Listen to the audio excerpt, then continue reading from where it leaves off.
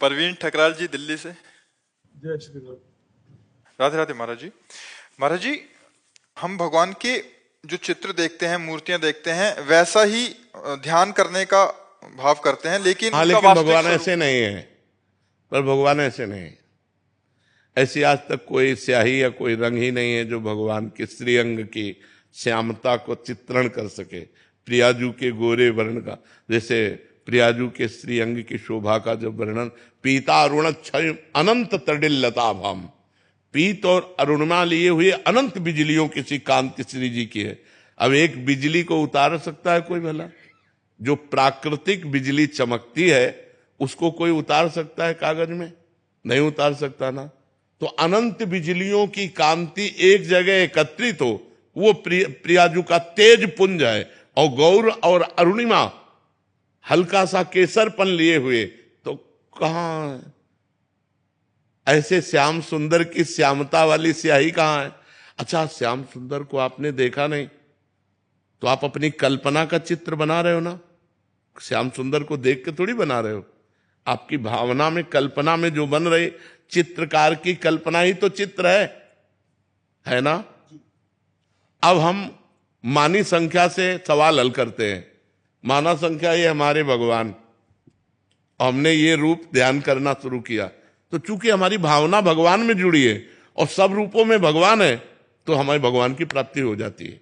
लेकिन भगवान ऐसे ही है, ऐसा नहीं। भगवान का जो रूप है वो अनंत आनंदमय रूप है। अगर यही भगवान का रूप है तो मैंने देख लिया, मुझे क्या सुख मिला? आप बताओ। ऐसा तो नहीं लगता आहा जन्मों का भटका हुआ, आज मैं तृप्त हो गया, अब कछुडात न चाहे, ऐसा कुछ नहीं होता। क्यों?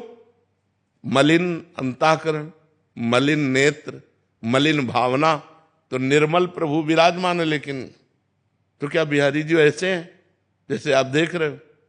कोटि काम लावण्य बिहारी, करोड़ काम मूर्छित हो जाए, इतने सुंदर हैं बिहारी जी। कैसे हम देख सकते हैं? वो रूप जो बिहारी जी का है, वो देखने की क्षमता, और वो रूप केवल नाम प्रदान करेगा, केवल नाम। देखिए रूप नाम आधीना।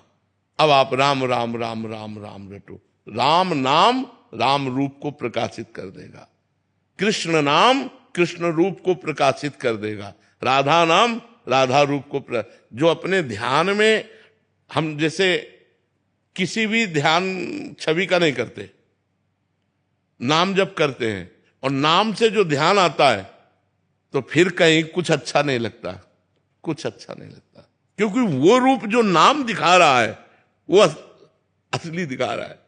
और ये सब भावनाएं की गई ना भाई। जैसे मान लो ये सखी है तुंग विद्याजू, तो हमने ग्रंथ में पढ़ा कि तुंग विद्याजू हाथ में वीणा लिए हुए है।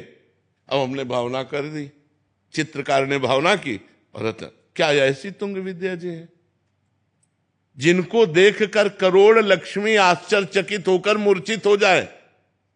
लक्ष्मी कोटि विलक्ष लक्षण लसल लीला किशोरी सतई राध्यम ब्रज मंडलेति मधुरम राधा विधानम परम। किशोरी जू की दासियां सखियां कैसी हैं? बोले करोड़ करोड़ लक्ष्मी को आश्चर्यचकित कर दे। यहां आप आश्चर्यचकित हो रहे हैं क्या? आप देखो, मतलब खुली बात समझो हमारी, हम अंधविश्वास में नहीं फैला रहे आपके। क्या आप ये छवि देखकर आश्चर्यचकित हो रहे हैं?